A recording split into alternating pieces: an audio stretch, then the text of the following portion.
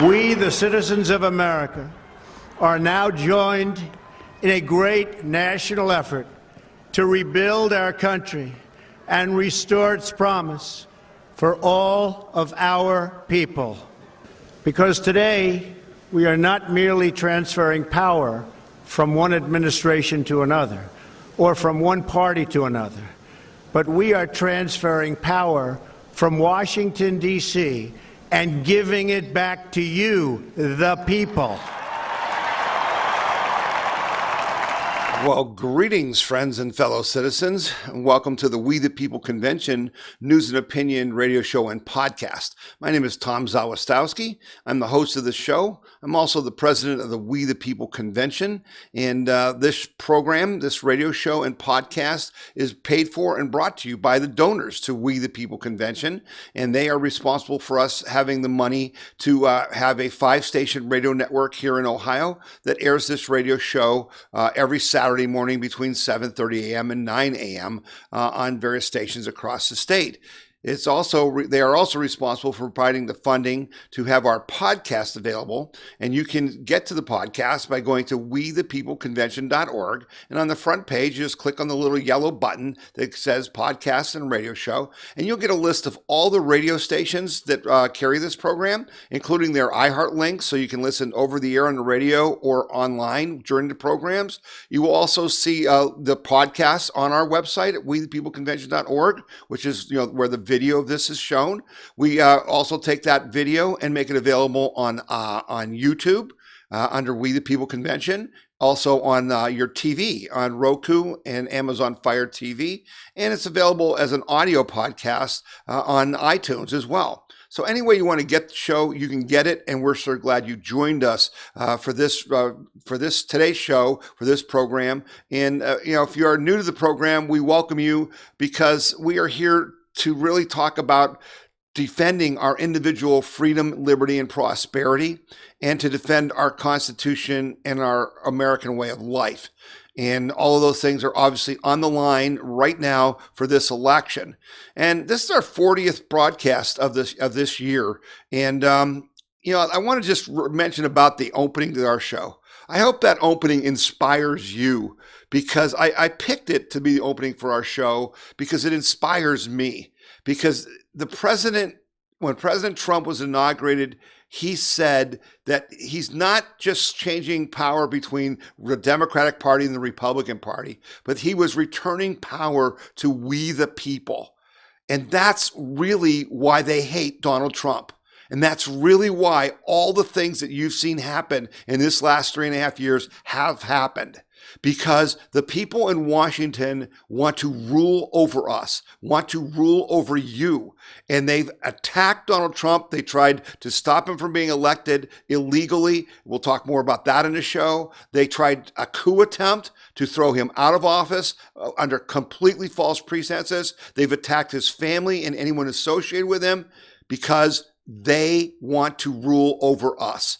And this election is about that very thing.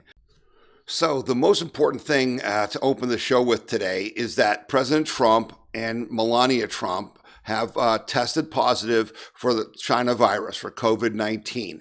And it was also news that some of the other staff in the White House, Hope Hicks being one of them, also tested positive. And so the president is now going to have to spend 14 days, quarantined and basically recovering from this. I want to remind everyone the COVID survival rates, even though President Trump is 74 years old, is 94.6%. And I think that this is a proof to all of us that you can't stop a virus. Later in the show, we're going to do a story about Sweden and how they proved that the best thing to do was not lock down and let the virus run its course. We're not God. Man has never stopped the virus. Quarantines, lockdowns, masks, social distancing, it doesn't work. You're going to get it. Even, just remember from the beginning, Fauci, the CDC, all the rest of them talked about this is about slowing down the virus. You were all going to get it anyway. It was just going to slow it down. So with the president's, immense travel schedule, all the exposures he has, the facts that he's tested, that they clean everything. I mean, who's going to get better health care than the president of the United States, right? And now he and Melania have tested positive. So let's just give them our prayers. Let's expect this to run its course. I think President Trump will certainly use this to his advantage as he uses everything to his advantage. It'll be interesting to see how the left has to try to stop themselves from looking like ghouls and going too far about this. I think we've got to be careful on the right not to go crazy with conspiracy theories. The bottom line is it's a virus. It's all over the world. It's all over our world.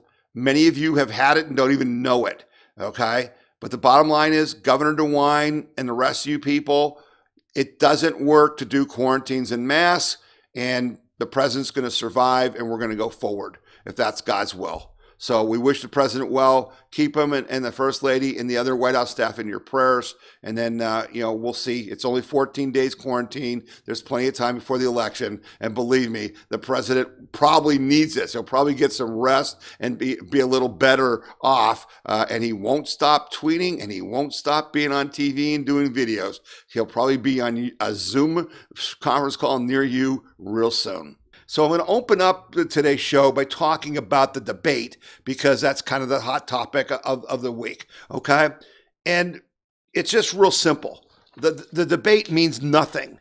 It means nothing to you and I, quite frankly, because this election is not about Donald Trump versus Joe Biden.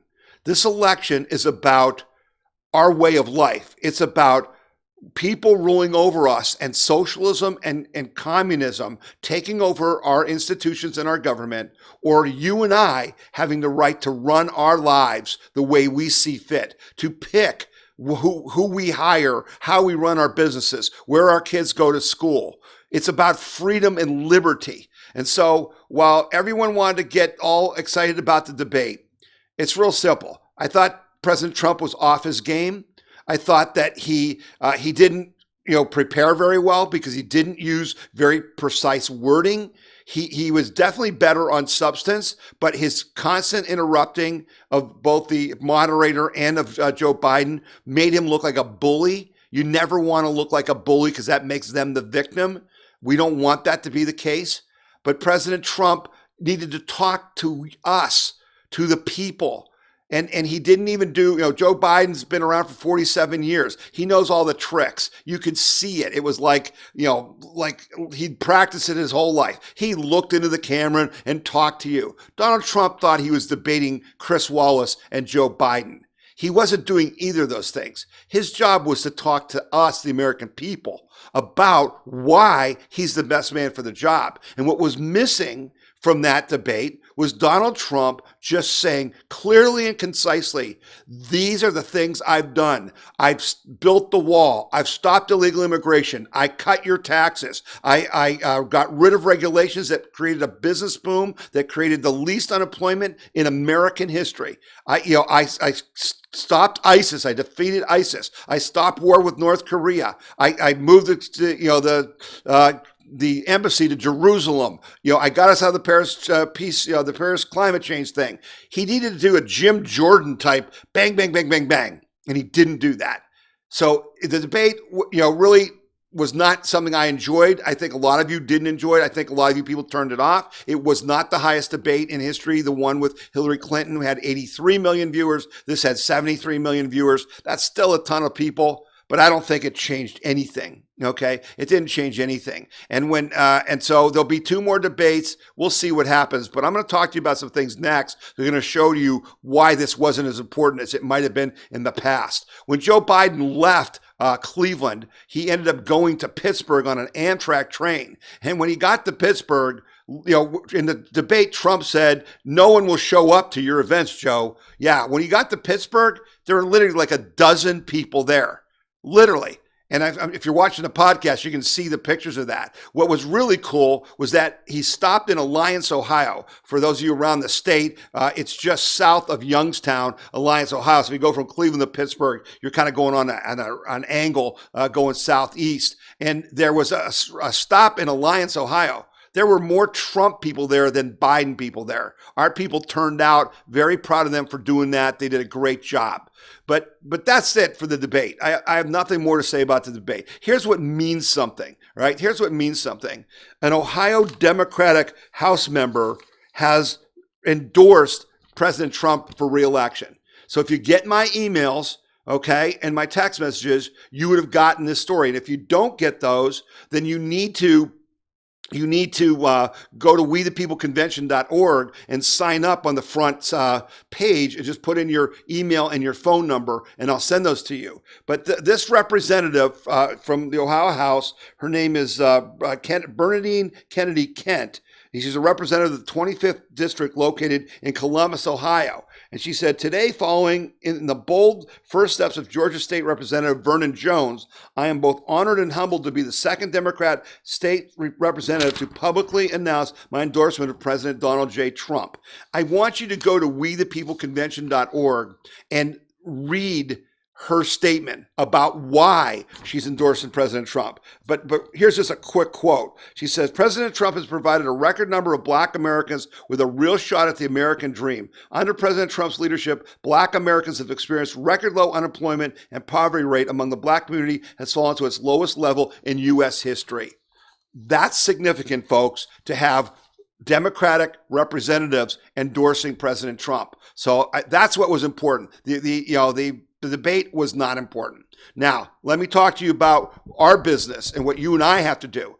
Last week, I brought you a story that talked about how the Democrats were in a panic because the Supreme Court in Pennsylvania had ruled that if a absentee ballot doesn't, if it comes in and it doesn't have the security envelope, it has to be rejected.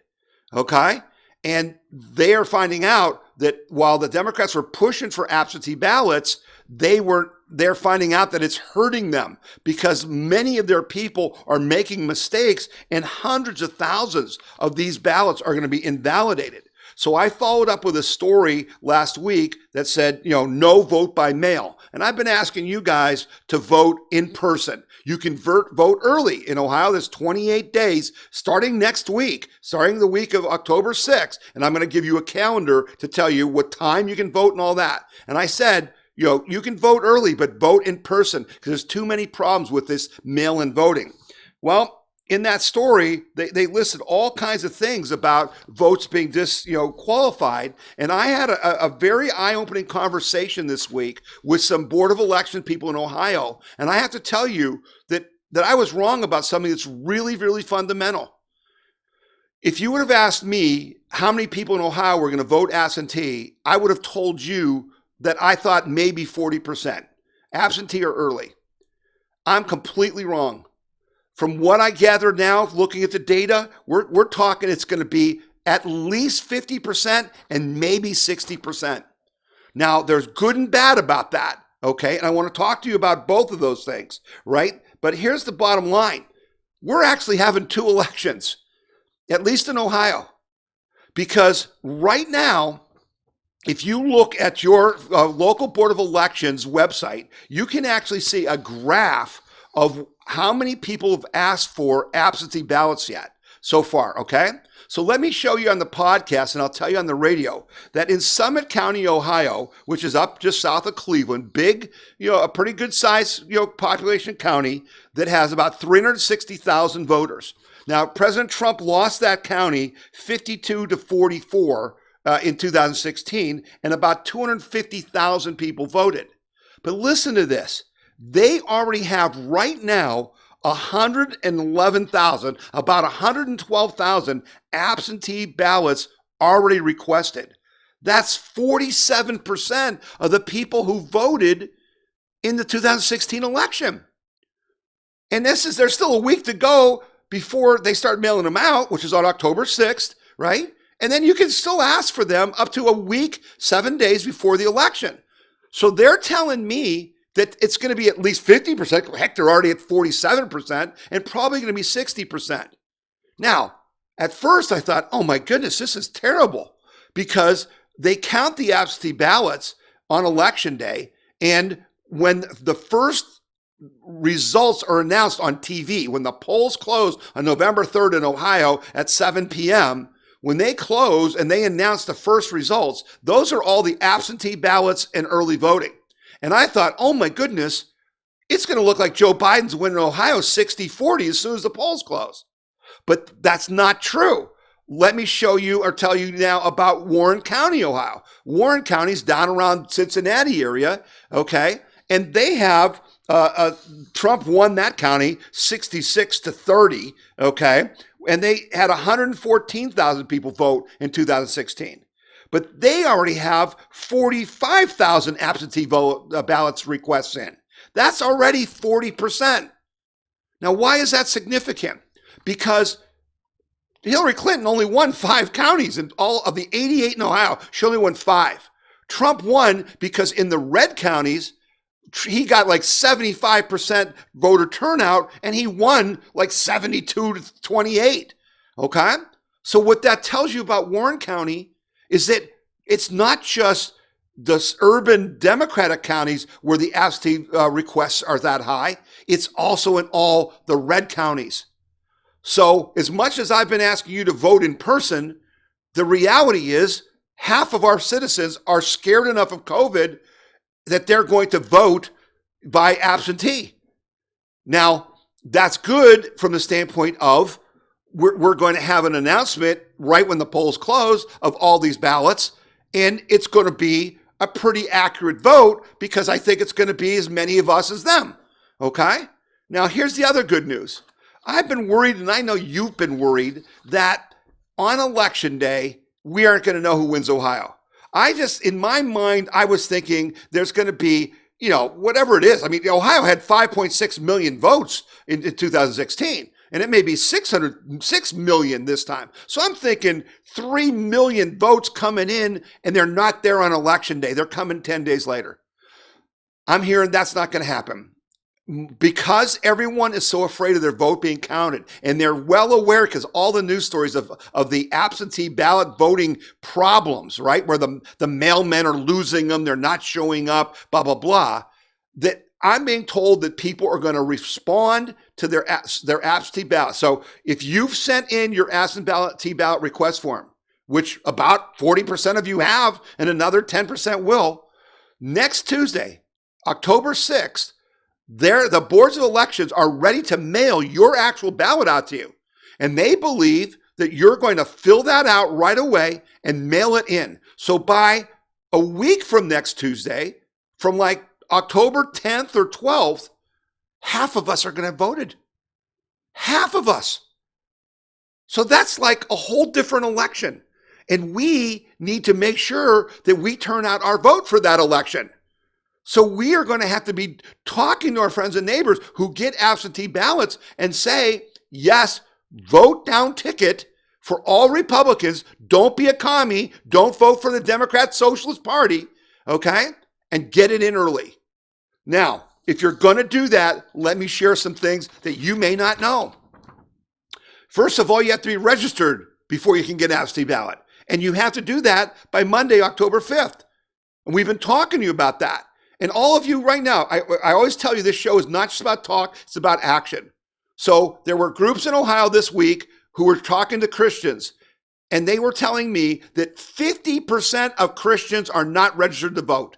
That is just wrong. That is against the Bible. That is against God's teachings. You are supposed to participate in your government. And so I'm asking every one of you, if you are a Christian, if you know Christians, I want you to call them right now. I want you to call them on the phone right now and ask them if they're registered to vote. And if they're not registered to vote, I want you to go to voteohio.gov. On your phone, open up your browser, go to voteohio.gov and register them. They can just tell you the information over the phone, or have them go to their computer and go to voteohio.gov and register, or go on Monday to the Board of Elections in their county and register to vote. They've got to do this. But I got news for you. If you don't register by Monday, October 5th, then you can't vote. Now, once you've registered, you've got to request an absentee ballot. So you're getting all these forms. You can go to your Board of Elections website and request an absentee ballot request form. You can do that by 7 days before the election. You can still request an absentee ballot, and they'll send you one, and you got to do that 7 days before the election. So you still have about a month, okay? But once you do that, you can send in your absentee ballot request form, and then go to the Board of Elections website in your county and put in your name, and you can see if they received it. You can then see when they mail you your actual ballot. Then when you fill out your ballot, you can see that they received it. That's how you know it didn't get lost by the postman. But you know the best thing to do? Don't mail it. First of all, the best thing to do is, even though you ask for an absentee ballot, you don't have to use it. You can just go to the Board of Elections starting on Tuesday, October 6th, and vote in person. You don't have to, even though you requested an absentee ballot, you don't have to use it. Okay? Now, if you don't vote in person and you're going to use your absentee ballot, you've got to do a couple things. All right? First of all, you cannot commingle. So if you and your wife get absentee ballots, or you and some of your kids, you can't put the ballots in the same security envelope. If you do, they're immediately rejected. You can't commingle. Everyone's got to be in their own envelope. They all have to be mailed separately, and it takes a 55-cent stamp. Okay? Number two, don't tear off the stub on the absentee ballot. There's a little perforated thing, and you may think, well, I'll tear this off so I can track the ballot. If you tear that off, your ballot will not be counted, because the Board of Elections needs that stub to count your stuff. If the security envelope is not sealed, so when you get your absentee ballot, you've got the ballot, a security envelope, and an envelope to mail the ballot and a security envelope in. You fill out your ballot, you put it in the security envelope. You must seal it. If you don't seal your security envelope and the Board of Election gets it, it is rejected because it could have been tampered with and it's fraudulent. Then you put your security envelope in the envelope that you mail it to the Board of Elections, put your 55-cent stamp on, mail it, and then a few days later, go to the Board of Elections website in your county and make sure that they got it. Okay? So that's very important. Your signature on your absentee ballot must match the signature that they have on file for you at the Board of Elections. If it does not, they will contact you and have you come down and fix that, okay? But they're going to check your signature. And then the bottom line is, if you go online and you mail in your absentee ballot and it did not just show up online, you can go to the polls and you can say to them, I voted absentee, but it didn't show up yet, and they'll let you do a provisional ballot. Okay? And what'll happen is you can vote on the provisional ballot, but if your absentee ballot does eventually show up, they will count that. If not, they will count your provisional ballot. Okay? So I hope I'm making some things clear to you. But that's the process you got to follow. But it's a lot simpler if you just go to the Board of Elections and vote in person. It's just so much simpler and safer and more secure. Now, the bottom line is they're going to count all the ballots on Election Day. And I'm being told that we're going to know on Election Day night who wins Ohio, because 95% or more of everyone's going to vote will have been voting already, and it will be counted. And I think that's really important, okay? So here, before we go to a break, here's all the information you need to know, okay? Early voting starts on October 6th, and from the 6th to the 16th, you can vote from 8 a.m. to 5 p.m., weekdays only, Monday through Friday, at your Board of Elections. Starting on October 19th to the 23rd, you can vote from 8 a.m. to 6 p.m., so they make it a little longer, Monday through Friday. On Saturday, October 24th, you can vote on Saturday from 8 until 4 p.m., and on Sunday, October 25th, you can vote from 1 till 5 p.m. And then, basically on October 31st, the Saturday before the election, and November 1st, the Sunday before the election, you can actually go vote in person at the Board of Elections. Now, and here's something that I didn't understand and I didn't consider. If half the people or more are going to vote by absentee ballot or before the election, the polls aren't going to be packed. Even with 6 feet social distancing and your mask, you're actually going to get through the polls faster in Ohio on election day than you normally do because half the people have already voted. So you guys are volunteering to poll work? It's going to be great because it's not going to be a bad situation. All right. I've gone a long time, but I think this was really important information. Way more important than the debate, right? This is what you need to know.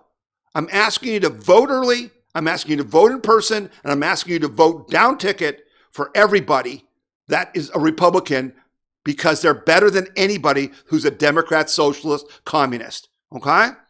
That's the bottom line. All right, we're going to take a break, and we'll be back after that. You're listening to the We the People Convention News and Opinion radio show and podcast, and my name is Tom Zawistowski. Buckeye Firearms Association is Ohio's #1 gun rights organization, protecting the rights of Ohio's 4 million gun owners. And you can get our weekly gun rights newsletter free. Receive breaking news and urgent alerts on gun laws. Stay up to date on self-defense and shooting sports. Discover pro-gun activities and events near you. Get your free gun rights newsletter now at bfanews.org. That's bfanews.org. bfanews.org. The Buckeye Institute was founded in 1989, and we're the longest-serving free market think tank in the state of Ohio. My goal is removing barriers to prosperity that have been put in place by government. We want for Ohio to be the freest and most prosperous state in the country. The Buckeye Institute is a source of common sense ideas that will have an impact on the nation as well as the state of Ohio. All right. We thank our sponsors and advertisers throughout the year who've been helping us with this show. We hope you will support them as well. We're going to be talking about some of our sponsors here in the next segment, by the way. But thank you for being with us on the radio or on the podcast. We greatly appreciate it. And we greatly appreciate you telling others about it. We are being completely blocked on Facebook and social media. I mean, I'm shadow banned. I tried to run an ad this week. Within minutes, they shut it down and said the story about mail-in voting, which I said, no mail-in voting, that talked about how the Democrats are changing their position on that. When I tried to run that ad on Facebook, they wrote and said that was fake news and couldn't be run. Fake news. It's actual news. It wasn't me just making something up. They wouldn't run it. So the only way I can communicate with you, the only way you can know what's going on, the only way you can hear these stories that no one else talks about is to tell people about our radio show and this podcast and to watch it every week, to visit the We the People Convention website, to get our emails and texts, and to share them. That's what you've got to do. That's why we do this, so that we can win this fight and defend our nation and our Constitution and our own personal freedom and liberty and prosperity. Okay? That's what we're doing here. This is not just for fun. This is serious business. Our country's at stake, and I mean that. So at the debate, Joe Biden, they were trying to force Trump to say that he condemns white supremacists, whatever the heck that is. And they mentioned the Proud Boys and made a big deal. I got news for you. Trump doesn't even know who the Proud Boys are. Neither does Joe Biden, and neither did 90% of the people watching that debate. But in that segment, Joe Biden, Trump said, when are you going to denounce Antifa? And Joe Biden said, Antifa is an idea, not an organization. Antifa is an idea, not an organization. Well, pretty funny how an idea can burn down Seattle and Chicago and New York, okay, and St. Louis and Portland. It's not much of an idea. But Joe Biden, being Joe Biden, which means he's dumb as a box of rocks, okay, he also did something very stupid. After the debate, he went and ran an ad about Kyle Rittenhouse, the young man in Kenosha who was with the militia and was protecting car dealers from the BLM and Antifa terrorists, right? And in this ad, Joe Biden, basically says, that Rittenhouse was a white supremacist, and his lawyers have immediately gone after the Biden campaign and are suing them for slander. And it's really great to see that they're defending this Rittenhouse kid because I'm just telling you, the kid acted in self-defense. He's going to be cleared of this, and he's got great lawyers. But here's some better news, because I always talk to you about being on offense and fighting back, right? So here's a Christian group has raised $500,000 for Kyle Rittenhouse's defense. A Christian crowdfunding site has raised over $500,000 to help 17-year-old Kenosha, Wisconsin shooter Kyle Rittenhouse with legal fees. The Give, Send, Go site, created shortly after Rittenhouse shot 3 Black Lives Matter protesters and left 2 dead during a violent night of unrest in Kenosha on August 25th, sponsored by a group called Friends of the Rittenhouse Family, based in Atlanta, Georgia, set an initial goal of $500,000, but surpassed that by this past Monday with nearly $523,000. Now Kyle's being unfairly charged with murder, one, by a DA who seems determined to capitalize on the political angle of the situation. The situation was clearly self-defense, and Kyle and his family will undoubtedly need money to pay for the legal fees. And they raise this money. This is awesome. But they're not going to have to worry about it, because the Biden campaign is going to have to contribute to his defense. Because this kid is innocent until proven guilty. And for Joe Biden to put his picture on a TV ad and on social media and say that he's a white nationalist, he's dead on arrival. The lawyer said, I'm going to eat Joe Biden's lunch. They're going to get a ton of money from this. And that's great news, folks. That's great news. But this just shows you how, again, Donald Trump is not perfect, but he is not a crook. He's not a criminal. He is not as despicable as these people are in the Democratic Party, as we've been documenting. So, here we go. We were just talking about, ballots and the problems with ballots and all that stuff. Here, what do we got? Joe Biden's Texas political director and other Democrats accused in an illegal ballot harvesting scheme. According to a lawsuit filed by the Texas Supreme Court Monday, Democrat presidential nominee Joe Biden's political director in Texas has been accused of ballot harvesting in Harris County. Harris County is Texas' most populous county. Houston is in it and is the state's largest city. According to the lawsuit, which was filed by conservative activist Dr. Stephen Hotz and several others, 2 investigators accused Dallas Jones and several prominent Democrat office holders of organizing a ballot harvesting scheme. And according to the testimony, ballot harvesters collected absentee ballots from the elderly in nursing homes, from the homeless, and from unsuspected residential mailboxes. Then they completed the ballots and forged the signatures of the voters on the ballots. Witnesses also told the investigators that 2 employees in the Harris County Clerk's office are facilitating the operation and working to mix the forged ballots in with legally submitted ballots.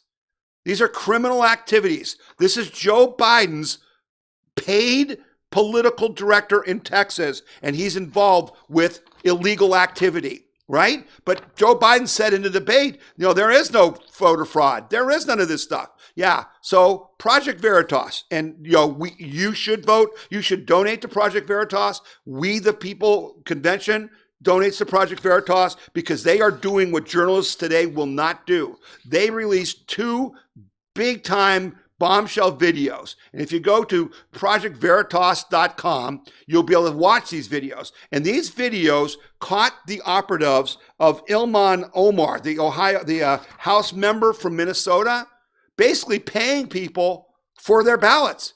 They're literally got video of people with cash saying, I'll give you $200. You give me your ballot and I'll fill it out for you. Okay. Basically, the story is just so amazing because they caught him red-handed. And President Trump, immediately, he's all over it, right? President Trump tweeted out, what about Omar? She got caught harvesting. I hope the U.S. attorneys are involved. He said that in a tweet, and he said that in a Trump rally, and the people at the rally started chanting, lock her up, lock her up. Well, I hope the president got the message, because when we were saying lock her up in 2016, we meant Hillary Clinton. And President Trump was so naive that when he became president, he said, I'm not going to go after her. They're good people.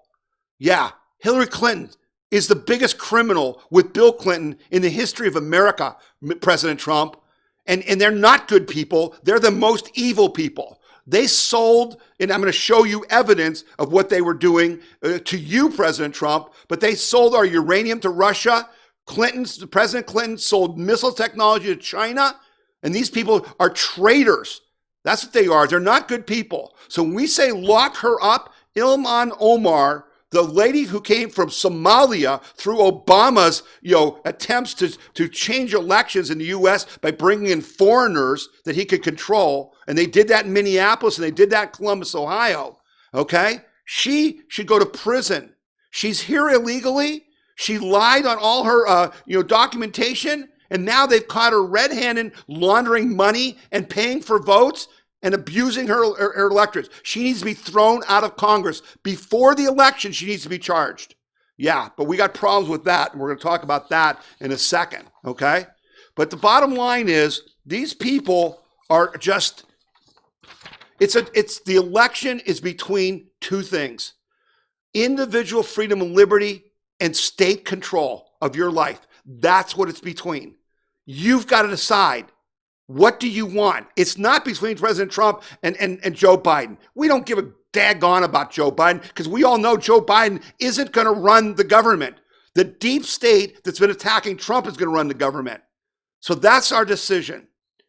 Now, before we close for the radio show, I want you to know that I'm going to be speaking in the Dayton, Cincinnati, or kind of halfway between Dayton and Cincinnati in Westchester, Ohio, this Tuesday, October 6th at 7 p.m. with the Westchester Tea Party Group. That's Tuesday, October 6th, and I'm going to be at St. Gertrude the Great Church, which is in Westchester. If you go to wethepeopleconvention.org and you click on the events link at the top, you'll get the information of events where I'm speaking at. If you listen to this radio show, you listen to this podcast, if you're available on Tuesday night, October 6th, come and visit with me. We're going to talk about what's really going on and what we're going to do about it and how we're going to win this election, and we're going to defend our country against these communists and drive them out of our country.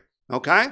All right. We're going to wrap up the radio show. The podcast goes on for like another 30 minutes. We hope you'll go to wethepeopleconvention.org and join us to catch the rest of the news we're going to share with you.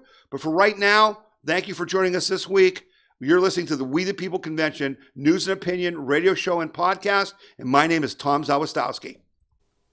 The We the People Convention News and Opinion radio program is paid for by donors like you.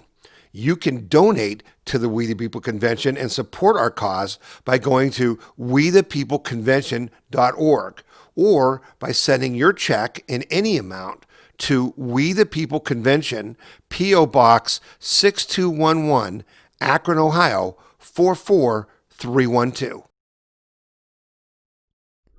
All right, and we're glad you stuck with us for the podcast. We've got lots more to talk about. There's lots of really important things going on that you need to know about. And that's what I try to do, is find the things that you need to know about. I don't care about a lot of the stuff that goes on that gets people all riled up and it's just a distraction. We need to focus. We need to understand that we're 36 days away or 30 days away from changing our lives fundamentally, either for the better or for the worse, okay? And so when you talk about for the worse, I put a story out this week that you needed to read, but it was really important story. And basically, documents were released this week that said the FBI and the DOJ knew all along that Russia was a Clinton dirty trick. And I'm not kidding, folks. There's a letter that Lindsey Graham got from John Radcliffe, who's now the new DNI, the Director of National Intelligence, right? And the Director of National Intelligence was the problem. They were not getting the documents. Through the first couple years of the Trump administration, they were stonewalling all these documents. Now, before the election, and I think Lindsey Graham is trying to save his own butt because he did nothing for 3.5 years, but now all of a sudden he's trying to show that he's really going after these bad guys, okay? So here's the letter that Graham got from John Radcliffe, and it's just huge, folks. It says, in late July 2016, U.S. intelligence agencies obtained insight into Russian intelligence analysis alleging that U.S. presidential candidate Hillary Clinton had approved a campaign plan to stir up a scandal against U.S. presidential candidate Donald Trump by tying him to Putin and the Russians hacking of the Democratic National Committee. Now, this happened right after Seth Rich was murdered and the Podesta emails were leaked by WikiLeaks, okay? According to his handwritten notes, former Central Intelligence Agency Director Brennan subsequently briefed President Obama and other senior national security officials on this intelligence, including the alleged approval by Hillary Clinton on July 26th of a proposal from one of her foreign policy advisors to vilify Donald Trump by stirring up a scandal claiming interference by Russian security services. And the media was complicit. But what's worse is the DOJ and the FBI were complicit. On September 7, 2016, U.S. intelligence officials forwarded an investigative referral to FBI Director Jim Comey and Deputy Assistant Director of Counterintelligence Peter Strzok regarding U.S. presidential candidate Hillary Clinton's approval of a plan concerning U.S. presidential candidate Donald Trump and Russian hackers hampering U.S. elections as a means of distracting the public from her use of the illegal private email server. Obama knew. Brennan briefed Obama and the rest of the security people in the Obama administration. Strzok and Comey were given a briefing that told them this is something that the FBI needed to investigate, and they did nothing. They actually got on board and used the stuff that Clinton created, fabricated, that we now know was really Russian misinformation, and they used it to try to stop Donald Trump from being elected, and they used it to try to throw him out of office and to go after, General Flynn and all that.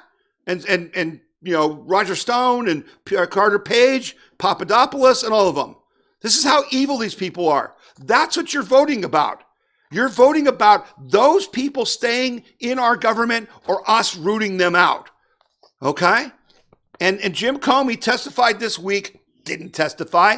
They didn't testify. I mean, it was stupid. It was a waste of time to watch it because Jim Comey doesn't remember anything. He actually said that he doesn't remember getting this briefing. He was the head of the FBI. He took the investigation of the dossier, right? The Russian dossier. He took that away from local FBI agents and made it his own. And then he denies knowing anything about it. But here's the sad news, folks. Here's the problem that we got because Maria Bartiromo announced on her show this week that sources are telling her that there will be no Durham report released or any indictments before the election. Now, you know that I've talked to you on this show forever about Barr and Durham being our only hope to save our country. I've told you that A.G. Barr is the most important American in history since Abraham Lincoln because he needs to save our union. In order to save the union, he must reestablish equal justice under the law. Because if Jim Comey and Strzok and Page and Brennan and Obama and Clinton don't get prosecuted, folks, we don't have the country we think we have. We are second-class citizens. They have failed. Durham and Barr have failed. Now, there's people who write to me who think they are in on it. I don't believe that. The guy who's in on it is FBI Director Christopher Wray, who I guarantee you, when we reelect Donald Trump, he's going to be fired within the first month after that reelection because he should be indicted. Okay? But here's the bottom line. The deep state has just been trying to run out the clock. That's all it's been about for 3.5 years. They got rid of Michael Flynn, General Flynn, because he would have exposed all of this. They did the Mueller investigation to keep the Trump people and stupid Jeff Sessions, okay, playing defense instead of going after them. They're running out the clock and hoping that Joe Biden wins and all of this goes away. You and I cannot let that happen. That's what's at stake. So what they're telling us now, if you want equal justice in the law, Donald Trump's got to win. Because if he loses, all this goes away, as do all your freedoms, as do all your protections of equal justice under the law, as does our U.S. Constitution. It all goes away. This is no joke, folks. This is the real deal. And we need to wake up and understand what we're fighting against, because President Trump still doesn't get it. He still doesn't understand. This isn't about you, President Trump. This is about us. These people hate us, as in United States and us as in you and me. They hate us. They want to rule over us. And there's an article I posted on our website that was written by Ned Ryan. I didn't send out an email. I didn't promote it. I actually was going to put in the show and I didn't. Now I'm going to tell you about it. But Ned Ryan talks about that the main thing that Trump is doing and that we must do in his second term is to destroy the administrative state. And he talks about how Woodrow Wilson, 100 years ago, made the people in government rule over us, gave them the power to rule over us. And we now have to take that away from them. And that's what this election is really about. Go to WeThePeopleConvention.org and read that article. It's very insightful by Ned Ryan. Okay? And to just, before the next break, I want to talk to you about this story because this just shows you what's really going on. Okay? Report, Seattle Public Schools pushes kids to donate to bail out rioters, then call them freedom fighters. In a column this week, Seattle-based radio host and journalist Jason Rance told an unsettling story about what took place in one of the city's public middle schools in June. Middle school. According to Rance, Rachel Shine, a teacher at Catherine Blaine K-8 school, forwarded pro-riot propaganda to 6th, 7th, and 8th grade students in the days following citywide riots that were triggered by the death of George Floyd. Shine prepared a PowerPoint presentation called Current Topics, Racism. According to the journalist, Shine was unhappy with the media's use of images showing violence and destruction. In one slide, she said, "This reinforces the thug stereotype that supports white supremacy." She included a list of proper vocabulary that students should use to discuss the riots. And I'm going to put that up for you right now.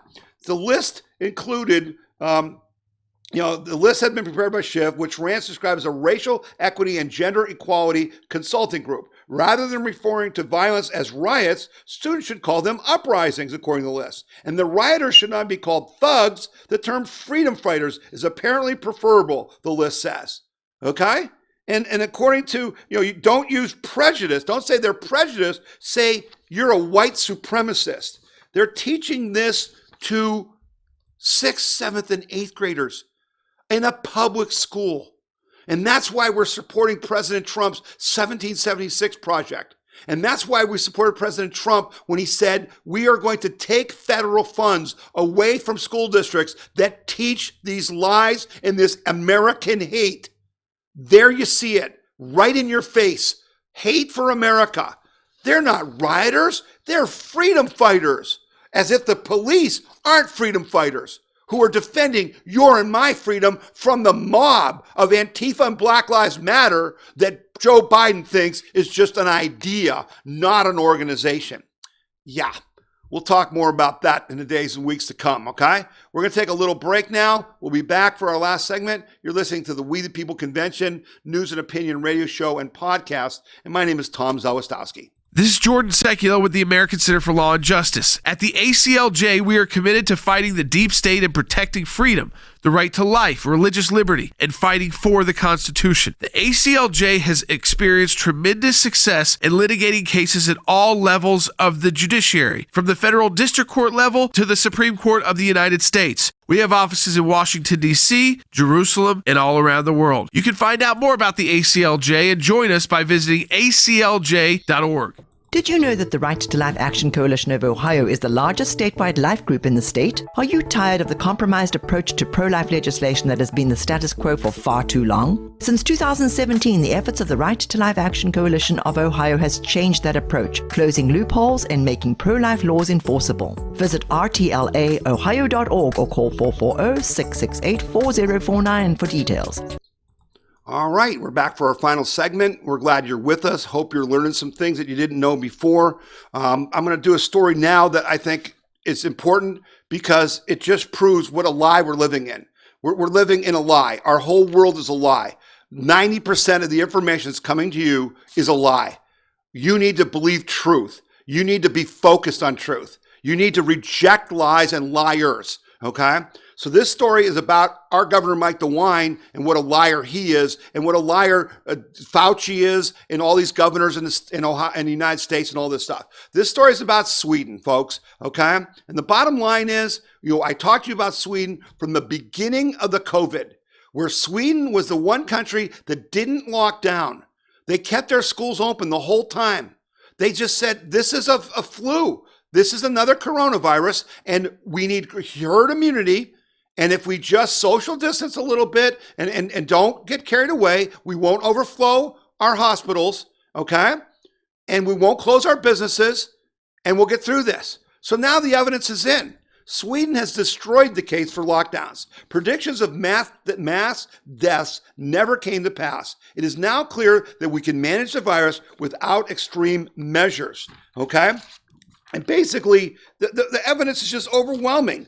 When academics like this Ferguson guy, who was the one that misled the whole world about the whole issue of 2 million people are going to die in the U.S. and all this stuff.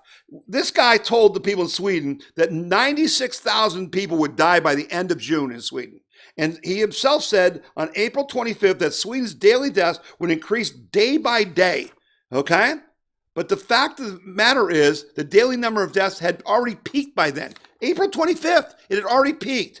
Barely a week after they peaked in Britain. And the cumulative total currently stands at less than 6,000 deaths for the whole pandemic. When the prediction is so far off, it should command attention. Now, let me just bring that into focus with you guys, because I used Sweden before because it's very comparable to Ohio, both in size and demographics.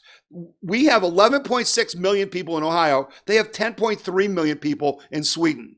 They did not close down. They did not shut down their businesses. They did not shut down their schools. They are not even wearing masks or social distancing anymore. They're down to like 2 deaths a day. They had less than 6,000, 5,900 some deaths. We had 4,804. Very comparable. Was it worth it? Was it worth it to us to shut down our economy, ruin the lives of millions of Ohioans? No, it wasn't. It isn't. And Governor DeWine, who's already talking not only about Halloween, but he's already telling you can't have Thanksgiving, and people are believing him. And then he's talking about Christmas, and you're believing this. The evidence is right here. Go look it up. It doesn't work. The masks still don't work. And yet, they scared us. And when this election is over, we're going to have a big job on our hands, because we're going to have to take this power away from these governors, not just in Ohio, but across this country, because this is tyranny. This isn't representative government.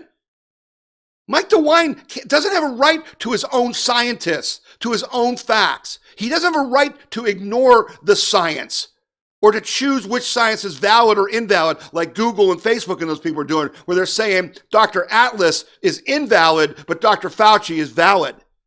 Baloney. That's what we're up against. So I want you to know that. We're still fighting that fight. We're going to win this fight. It may take longer it's already taken longer than we want. But know the facts. The lockdowns don't work. Masks don't work. Social distancing doesn't work. The reason things are getting better is because it's run its course. And these people who say it's not going to be over until a vaccine, they're the totalitarians. They're the people who want to control your life. And they're already having in the tests for the vaccine, there's people that are having side effects. We ain't taking the vaccine. We don't need a vaccine. God himself gave us all humans the biological ability to defend ourselves against these viruses. We've been doing it for millennia. We don't need Mike DeWine or any scientist to defend against this. Sweden's proving it. So speaking of God, here's some good news, right? All the people in the left who tell you that, we're a secular nation. People don't believe in God. We can't elect a Supreme Court justice where the dogma is so deep within her. This Catholic, right? Even though it says in our Constitution, there's no religious test to hold office, right? So here's a poll that came out from Rasmussen this week, and it says that 72% of Americans believe that in terms of your own personal life, how important is your faith or religion? 72% said it was either very important or somewhat important. 72%, folks. 72% of Americans still believe in religion, in faith, in God, in our Judeo-Christian values. We're the majority. The communists are a minority. We need to treat them like they're a minority. We need to make sure what we want happens, not what they want happens. This election is how we do that, right? Here's another good story, okay? The legislature, passed a law currently heading for the desk of Governor Mike DeWine is House Bill 614, legislation that should help to relax the concerns of law-abiding gun owners whose concealed carry licenses are coming due soon. An amendment to House Bill 614 extends all concealed carry expiration dates through at least June 30th, 2021. In addition, if the license expires between April 1st, 2021 and June 30th, 2021, the license has been extended an additional 90 days past the expiration date. So the amendment also removes the contiguous county requirement during the time of Ohio's emergency order related to the COVID virus. So a license may renew as any office in Ohio. The law ordinarily restricts applications and renewals to a person's home county and adjacent counties. So, some good stuff with the law. Now, here's another final good story that I want to share with you, because you don't hear this. Nobody wants to talk about this. U.S. households' net worth soars to surpass pre-pandemic peak. Household net worth surged in the second quarter to surpass the pre-pandemic peak after a virus-driven slump at the start of the year as rebounds in stocks buoyed America's wealth. Household net worth increased by $7.6 trillion, or 6.8%, to $119 trillion, while the level of federal government borrowing soared as lawmakers responded with massive fiscal relief, according to the Federal Reserve report on Monday. The gain was the largest in quarterly records going back to 1952. The value of equities advanced by $5.7 trillion from the prior quarter, while real estate increased by $458 billion. You know what else happened in this report? Minorities.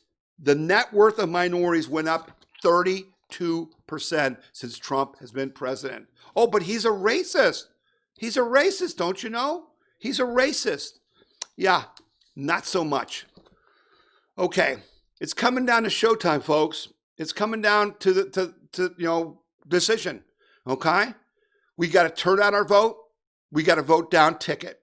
I need you to help with the NRA.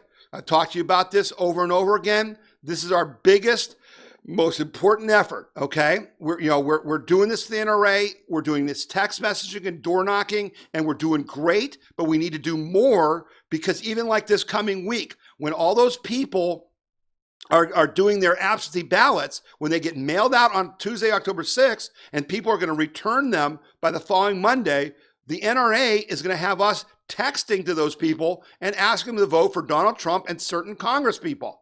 Okay? We need to do that. I need your help to do that.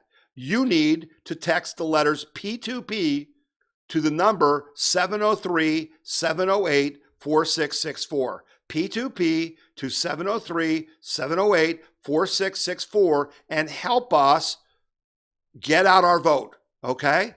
I also need you to continue to support Free Ohio Now.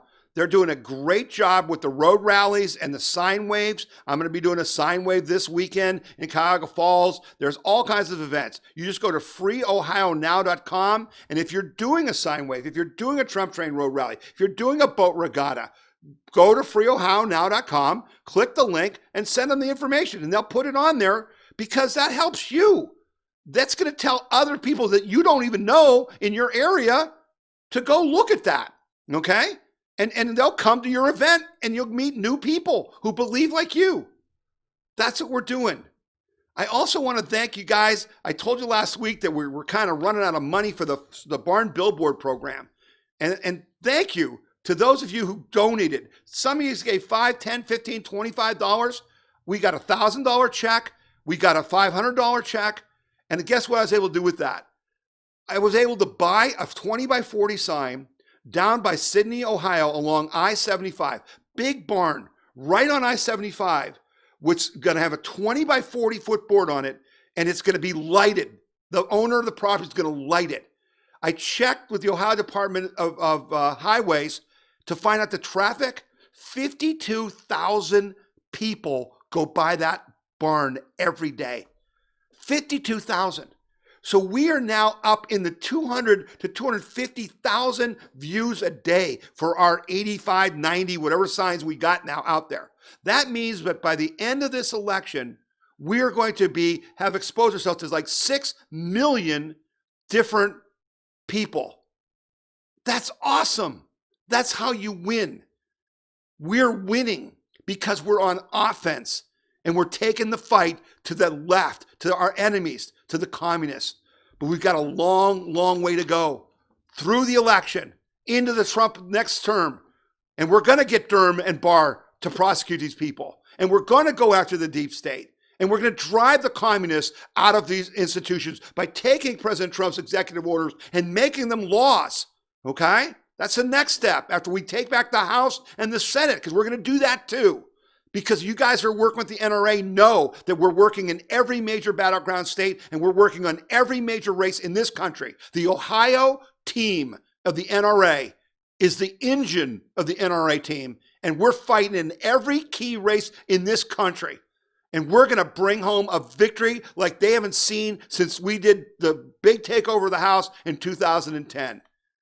We're going to take a fight to them. But we're not going to stop once the election's over. Then we're going to really start taking the fight to them. Okay? So I'm going to wrap up the show. I appreciate you being with me again. You know, I just can't thank you enough for your support, not just financially. I'm talking about your signs, your Trump train road rallies, your NRA calling, your letters to the editor, your volunteering, with the Trump campaign, working with the Republican Party, whatever you're doing it. No general. People talk to me, and I'll be there on the 6th in Westchester, okay, down near Dayton on the 6th at 7 o'clock. And people will say, oh, Tom, thank you for all you do. I don't do anything. I just organize things. Without you, nothing I do matters at all. At all. No general ever won a war or a battle. It's the people in the field. It's the guys with the rifles who won the fight. I know that. That's why I respect you and trust you so much. And I will never, ever waste your time, your effort, or your money. Ever. I think very carefully about everything I ever ask you to do. Because I respect you. But I also know I'm not the important one. You're the important one. You're the one doing the fighting. And that's why you're so important. And I thank you for letting me be your spokesman. I thank you for listening to me. I thank you for sending me information, okay? And I always talk to you about that, that you need to send me stories. You need to tell me what I'm doing wrong. You need to tell me about things where we can have opportunities to take advantage, okay? You send those to info@wethepeopleconvention.org. Send anything like that to info@wethepeopleconvention.org, and I'll read it, and I'll get back to you, okay? And then, together, we're going to fight and win. Together. It's us, not me. Not Trump. It's not Trump. It's about us, okay? We may love Donald Trump or we may hate Donald Trump, but we want to reelect Donald Trump for our own personal self-interest because we want freedom and liberty and prosperity, and Donald Trump will deliver that. That's what everyone needs to understand. The media doesn't get that. Politicians don't get that. They hear us chanting, we love you to President Trump, and we do love President Trump. There's many of us who love President Trump, but President Trump is not our God. He is a vehicle for us to recapture our country. We are working for us. That's what we're doing. Never forget that. And you keep focused on what we're doing, not what he's saying. It doesn't matter. What matters is he did the executive orders to get the communist indoctrination out of our federal government, out of our military, out of our schools, and out of government contractors. That matters. The debate doesn't matter. It's just words. Okay? All right. Keep fighting. Get registered by the 5th. Call your Christian friends. All right? And then start talking to the people who got absentee ballots and make sure they go vote in person, okay? Or if they do the absentee ballot, have them drop it off at the box at the Board of Elections because it's most secure, okay? Don't mail it.